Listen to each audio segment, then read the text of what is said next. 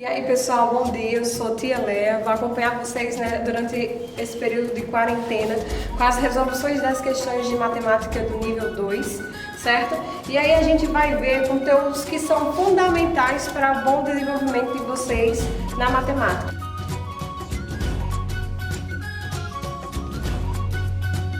Começando pelo conteúdo de adição de números naturais e subtração de números naturais, beleza? Olha só, o que falar sobre adição? O que seria uma adição? Tia Léa, a adição é quando a gente junta, quando a gente soma, beleza, é isso sim. E o que seria uma subtração? A subtração remete à ideia de algo que a gente vai diminuir, que a gente vai tirar, né? É mais ou menos essas as ideias que a gente tem em relação à adição e subtração. Mas focando aqui na adição, eu queria só que vocês lembrassem comigo quais são os termos de uma adição. E a adição tem termos? Tem sim. E só são dois termos os nomes deles. Então, numa adição você tem parcelas e tem a soma ou o total, que é o que a gente chama de resultado, beleza? Então, olhando para o quadro aqui, a gente dispõe desses três números, armando aqui uma conta de adição. E eu queria perguntar a vocês o que seriam as parcelas. Aí você diria para mim, Tia Léa, esses três números são as parcelas. E o que seria a soma ou o total? O resultado. E qual seria o resultado dessa operação aqui? Tia Léa, eu farei assim para facilitar a minha vida, ó. 15, 19, vou elevar a 1. 1 mais 1, 2 com 8, 10. Mais 3, 13. Elevo 1. 3 e 3, 6. 8, 9. Então, a minha soma, ou total, que é a resposta da adição, seria 939. Lembrando que, na adição, você também trabalha com a ideia de propriedades dela. Então, quais são as propriedades da adição? E é importante saber? É sim, mas no meu PDF não está constando essas propriedades. Ah, mas beleza, eu vou falar só para vocês por alto. O que seriam essas propriedades? A propriedade de fechamento. O que diz a propriedade de fechamento? Que a soma de dois números naturais vai resultar em um número natural. Então aqui eu estarei aplicando a propriedade de fechamento. Beleza? Tia Léa, o que seria a propriedade comutativa? A propriedade comutativa diz que tanto faz eu somar 5 com 2, como eu somar 2 com 5. Que a ordem das parcelas não vai alterar a minha soma. Isso seria a propriedade comutativa. A propriedade elemento neutro, Tia Léa, já está dizendo aí, tem algum zero no meio do caminho. Elemento neutro é quem? O zero. Então, a propriedade de elemento neutro é que quando você soma um número a zero, o resultado será sempre o próprio número. Então, essas são algumas das propriedades da adição, importante que vocês saibam nos números naturais, beleza? E aí, agora a gente vai resolver o exemplo do PDF de vocês, que está na página 1, que fala o seguinte: uma equipe de Fórmula 1 tinha 50 pontos. Seus pilotos conquistaram o primeiro e o segundo lugar em uma corrida, obtendo, respectivamente, sempre que fala essa palavra respectivamente, está dizendo que é nessa sequência. Então, se foi o primeiro e o segundo lugar, então quer dizer que o primeiro lugar obteve, respectivamente, 25 pontos e o segundo, 18 pontos. Pergunta-se, qual passou a ser o total de pontos dessa equipe após essas conquistas? Tia Léa, primeiro, eles já tinham 50 pontos. O primeiro lugar obteve 25 pontos e o segundo lugar obteve 18 pontos. Somando aqui, 13 eleva 1, 43. Se eu já tinha 50 pontos, o meu total de pontos agora vai ser 93 pontos. Essa seria uma ideia básica do que seria um problema utilizando a adição, beleza? Agora a gente vai focar na subtração. Tia Léa, dizem que na vida é mais fácil somar do que subtrair. Isso é verdade. Em tudo na vida é mais fácil somar do que subtrair. Somar alegria, somar dinheiro, né? Somar essas coisas é mais fácil. Agora, subtrair tristezas é melhor. Se você pensar, subtrair, Tia Léa, mas eu vou estar retirando. Isso aí, tirar é uma coisa boa. Nesse aspecto, tirar é uma coisa boa. Beleza? E aí, pessoal, eu quero que vocês tenham mais ou menos a ideia do que é uma subtração. Então, a subtração ela também tem termos, assim como a adição, só que eu tenho que ter uma atenção especial. Por quê? Porque na subtração você tem o minuendo, o subtraindo e o resto ou a diferença. Como assim o resto ou a diferença? Primeiro detalhe, na subtração você não pode colocar o menor valor em cima. O menor valor tem que ser sempre embaixo. Quem tem que ficar em cima é o maior valor. Então, como eu disse a vocês, na subtração a gente tem o minuendo, o subtraindo e o resultado que a gente chama de resto ou diferença. Beleza? Então, voltando, o valor que fica aqui, ele nunca pode ser maior do que o que fica aqui. Não, no momento não, porque a gente está trabalhando com a ideia de números naturais. Então, sempre o maior valor tem que ficar em cima. E se eu faço 5 para chegar em 0, eu sei que isso não é possível. E se não é possível, eu tenho que pegar emprestado do vizinho. Então, 5 para 0, como não é possível, eu vou pegar uma unidade do vizinho, deixando apenas 6, e trazendo essa unidade para cá em forma de dezena. E agora eu faço a pergunta: quanto é 5 para chegar em 10? 5. 6 para chegar em 6? Nada. 1 para 1? Nada. Então, aí você tem uma subtração, onde os termos da subtração quais são? Minuendo, subtraindo, resto ou diferença, beleza? E aí agora eu vou usar um exemplo, que não tem no PDF de vocês, mas eu vou escrever aqui o exemplo, e faço a seguinte pergunta: se tia Léa nasceu em 1988, quantos anos ela irá fazer em 2020? Tia Léa, eu vou pegar o ano 2020, que é o maior, e dele eu vou tirar o ano que tia Léa nasceu. Todas as questões que envolvem esse cálculo de idade é sempre o ano atual menos o ano inicial. Então, tia Léa, 8 para chegar em 0 não é possível. Se não é possível, eu vou pegar um emprestado aqui do vizinho, deixando 1, e esse 1 que vem para cá, ele vem em forma de dezena. E agora eu pergunto: 8 para chegar em 10? 2. 8 para chegar em 1 é possível? Não. Pegar emprestado do vizinho é possível? Não. Eu tenho que pegar emprestado do vizinho. Então, então daqui eu vou tirar uma unidade, restando apenas uma. Esse 1 que resta, o outro 1 vem para cá. Ele vem em forma de dezena. Agora, desses 10 aqui, eu vou tirar uma unidade emprestada, vou deixar 9 e trago 1 para cá. Agora, 8 para chegar em 11, é possível? É. Quanto é que falta? 3. 0, 0. Então, no ano de 2020, ela irá completar 32 anos. Vocês entenderam? Beleza? Podemos resolver agora algumas questões do PDF de vocês? Vamos lá. Pessoal, vamos lá resolver a primeira questão que trabalha a ideia da adição. Tia Léa, a ideia da adição, eu estou vendo uma tabela com muitos números, me explica primeiro como é que eu faço essa interpretação. Primeiro, vamos lá. A gente vai olhar para a tabela, para o cabeçalho da tabela. Tia Léa, está dizendo aqui que dentro dessa tabela eu tenho o que a gente chama de classificação de país, a medalha de ouro, a medalha de prata, a medalha de bronze e o total de medalhas, beleza? Então você vai olhar para essas colunas e identificar o que é cada item. Feito isso, você vai prestar atenção no seguinte: que somando esses 3 medalhas, você vai obter a quantidade de medalhas total. Mas eu vou chamar a atenção para um fato aqui importante para vocês entenderem. Então, por que a Coreia do Sul e a Grã-Bretanha elas têm a mesma pontuação, porém elas estão classificadas em 9º e 10º país? Preste atenção, o total de medalhas de prata e de bronze, eles são diferentes.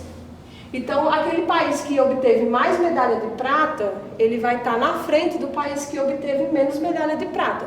Por isso que a Coreia do Sul ela está na frente da Grã-Bretanha, certo? Fora isso, Agora a gente vai levar em consideração o seguinte raciocínio. Tia Léa, a questão, ela é extensa, o enunciado dela, beleza, mas ela dá para entender bem o que ela quer saber. Ela diz que apesar do Brasil não aparecer aqui, o Brasil obteve a 16ª colocação com 5 medalhas de ouro, 2 medalhas de prata e 3 medalhas de bronze. Ele obteve essa classificação. Mas veja só, essa pontuação aí é em relação à Olimpíada de 2014. A questão diz mais o seguinte: supondo que o Brasil tivesse obtido alguns pontos a mais, algumas medalhas a mais, e mantendo a pontuação dos países que já estão aí classificados, eu queria saber se a classificação do Brasil ela pode mudar. Aí você diz, ela pode mudar, com certeza ela pode mudar. Porque, por exemplo, se ao invés de conquistar 5 medalhas de ouro, ele conquistasse mais 4, eu teria no total quantas medalhas de ouro? 9.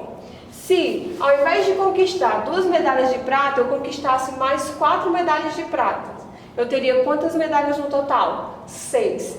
E se ao invés de conquistar apenas 3 medalhas de bronze, eu conquistasse mais 10 medalhas de bronze, eu teria no total quantas medalhas? 13. No total de medalhas, eu faria como? Tia Léa, eu somaria 13 mais 9 mais 6. Aqui, 15, 18 vai 1, 28 medalhas no total. Olhando aqui agora para o total de medalhas de ouro, eu tenho 9, Tia Léa. Se eu tenho 9, uma coisa eu sei. Pelo total também eu sei. 28 é maior que 27, beleza. Aí você diz, Tia Léa, é maior que 27, que 17, que 23, então vai estar aqui, ó.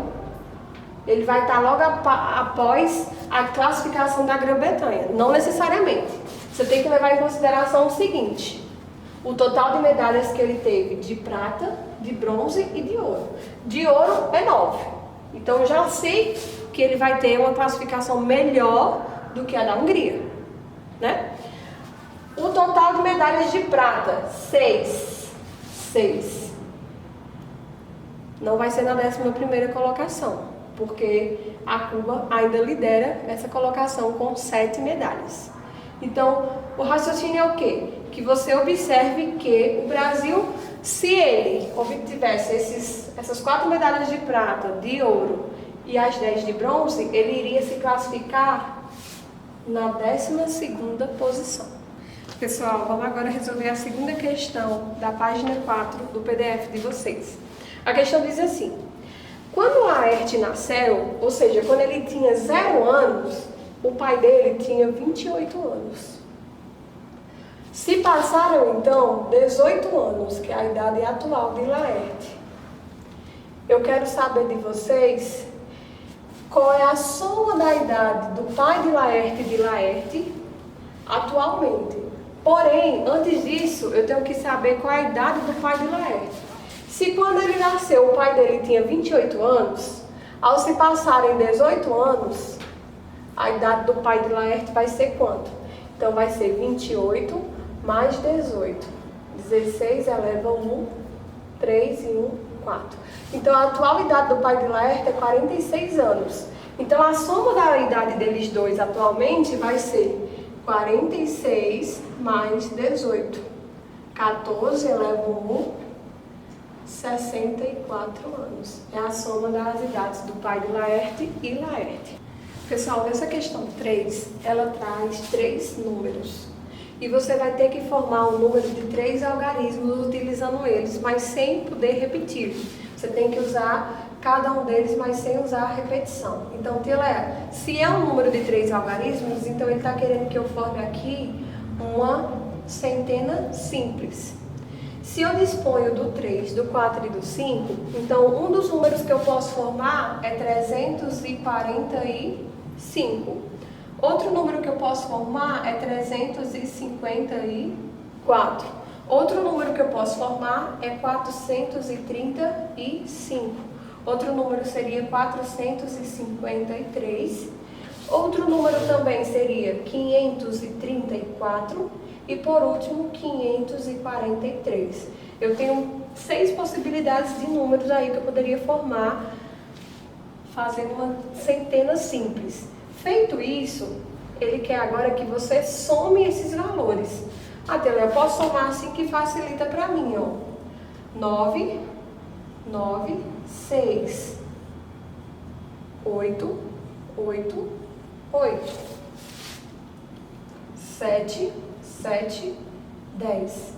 Aí ele quer a soma total, então você vai somar 1077 mais 888 mais 699. Aqui você tem 15 mais 9, 24, vai o 2. 9, 9, 18, com 8, 26, vai o 2. 10, 16, vai o 2. 2.664 seria a soma desses algarismos, beleza? Pessoal, nessa quarta questão a gente tem o seguinte raciocínio. O menor de 3 números consecutivos é 549. Aí você diz assim, mas tia Léa, o que é um número consecutivo, que eu não me lembro? Nesse caso, como a questão não especifica se é um consecutivo par ou ímpar, você vai trabalhar a ideia de consecutivo como sendo sucessor. Então, se o menor deles é 549, então o consecutivo de 549 seria 550 e o consecutivo de 550 seria 551. E a soma desses 3 números é o que ele está querendo saber. Então, você vai somar 551 mais 550 mais 549. Tia Léa, tem mais de uma maneira de efetuar essa soma? Tem. Qual seria a maneira mais prática? Esse algoritmo aqui seria o mais fácil. Mas eu vou resolver de outra maneira também, ó. 1 mais 9, 10, eleva 1. 10, 11, 15, eleva 1. 10, 15, 16. Então, a soma desses 3 números seria 1650, utilizando o algoritmo da adição. Mas, sei lá, eu quero resolver utilizando a decomposição, porque eu entendo usando mais a decomposição. Como é que a gente faria? Vou apagar aqui do lado para vocês verem como a gente faria. Preste atenção. 549, utilizando a sua decomposição, seria 500 mais 40 mais 9. 550 seria 500 mais 50 mais 0. E 551 seria 500 mais 50 mais 1. O que eu poderia fazer? Você poderia somar unidade, dezena e centena. É bem mais prático assim também, ó. 1 com 9, 10. 50 e 50, 100. Com 40, 140. 500 mais 500, 1000 mais 500, 1500. E aí sim, você faria uma adição. Tia Léa, 10 mais 40 dá 150. Então ficaria 1500 mais 150. Que o resultado seria o mesmo, 1650. Pessoal, continuando aqui no seu PDF, a gente vai resolver agora a questão 28, que traz esse gráfico aí, com um gráfico de colunas, certo? Que traz a quantidade de museus, a quantidade de salas de cinema e a quantidade de teatros. Essa questão, ela é uma questão de você marcar a alternativa, mas para que você marque a alternativa correta, você tem que primeiro identificar os itens que estão errados. E cada item vai ser necessário que você faça um cálculo. Por exemplo, ele diz que na letra A, o Brasil tem 1027 museus a mais que o número de salas de cinema. Como é que eu vou saber isso, tia Léa? Como é que eu sei que tem museu a mais que salas de cinema? Eu vou utilizar de que operação? Na letra A, você vai utilizar da subtração. Então, você vai fazer 3.025 menos 2.098. Se essa subtração resultar em 1027, é porque, ok, a questão, o item correto seria esse. Se não, a gente tem que continuar resolvendo. Vamos lá, 8 para 5 não é possível. Se não é possível, eu tenho que pegar uma unidade do vizinho, deixando apenas uma e trazendo essa unidade como uma dezena. 8 para chegar em 15 dá 7. 9 para 1 não é possível. Pegar emprestado do vizinho também não é possível, a não ser que esse vizinho pegue emprestado do seu vizinho. Ó. Presta atenção. Ó. Eu tenho que pegar emprestado aqui agora do 3. Onde tem 3, eu vou deixar apenas o 2 e trago 1 para cá, em forma de dezena. O 10 também não pode ficar aqui, eu tenho que pegar emprestado 1 para cá. Então, eu deixo 9 unidades aqui e trago 1 para cá em forma de dezena. Agora eu pergunto, 9 para chegar em 11? 2. 0 para chegar em 9? 9. 2 para 2? 0. Então, esse item não está correto, porque ele diz que o Brasil possui 927 museus a mais que salas de cinema, beleza? Então, esse item, ele é falso, você não marcaria ele. O segundo item diz que o número de museus é maior que o número de salas de cinema e teatro juntos. Então, eu tenho que utilizar aí duas operações. Primeiro, eu vou somar esses dois. E depois, o que eu vou fazer? Eu vou verificar se esse número é igual ou maior que esse. Então, você vai, na letra B, você vai somar 2.098 com 1.229. Resultando aí, ó, 17 eleva 1, 12 eleva 1, 3, 3.327. É maior? Não, não é maior. Então, se não é maior, esse item também seria falso. No terceiro item, ele diz que o país tem 1.796 teatros a menos que o número de museus. Aí você diz assim, teatro não é esse, museu é esse. Então, eu tenho que calcular a diferença para saber se isso está correto. Então, eu vou fazer 3.025 menos 1.229.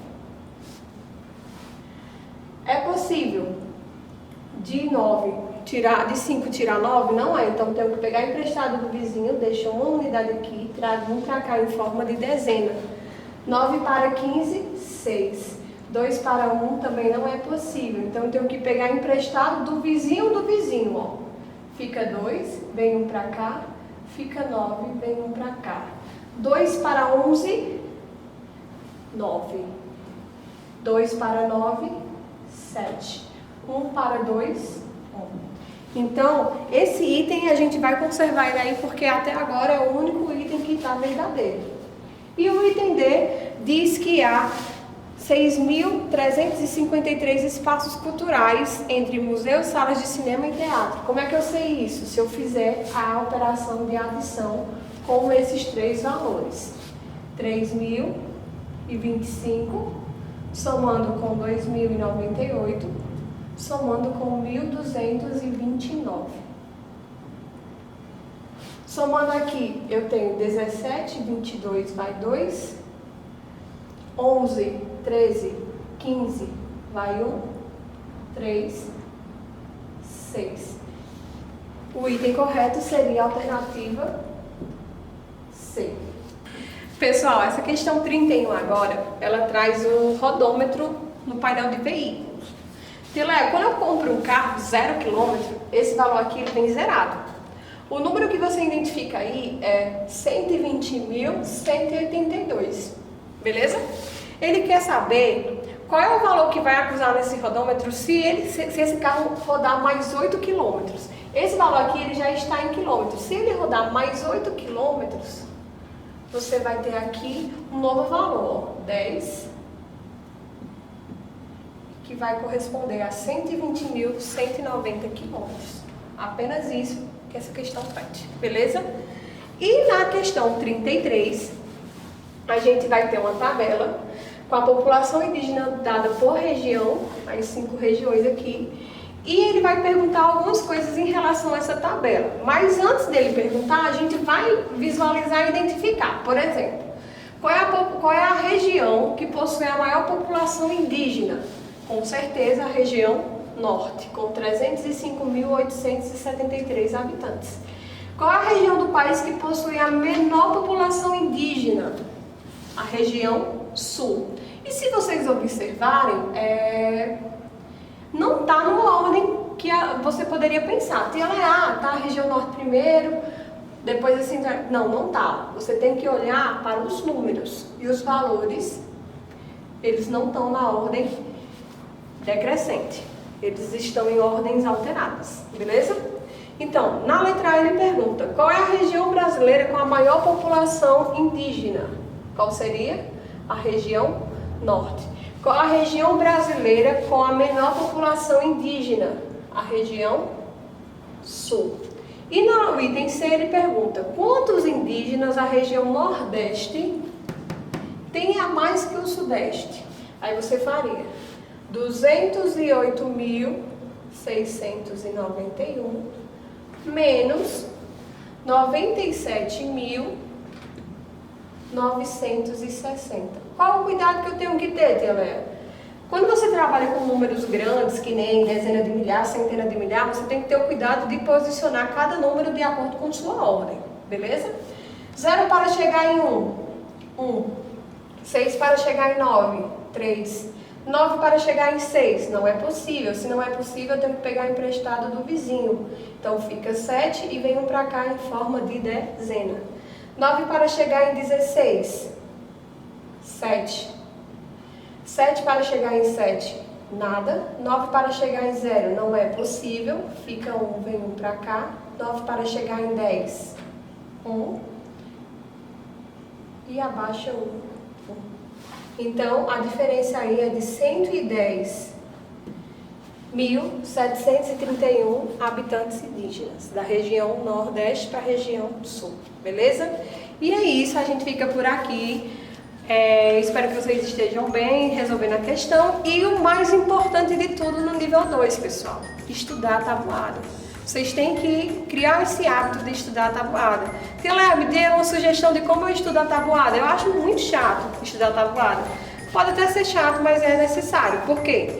Você vai utilizar muita tabuada na sua vida. Então, eu aconselho que vocês utilizem métodos como dominó de multiplicação, jogo da memória, enfim. Tem várias maneiras de vocês utilizarem materiais para resolver tabuada, até com os pais de vocês. Vocês podem fazer um passatempo, um campeonato de tabuada, estimular isso. Não deixem de estudar a tabuada, porque ela é fundamental para que vocês consigam mais na frente resolver as operações de multiplicação e divisão. E até a próxima aula, beleza? Beijão!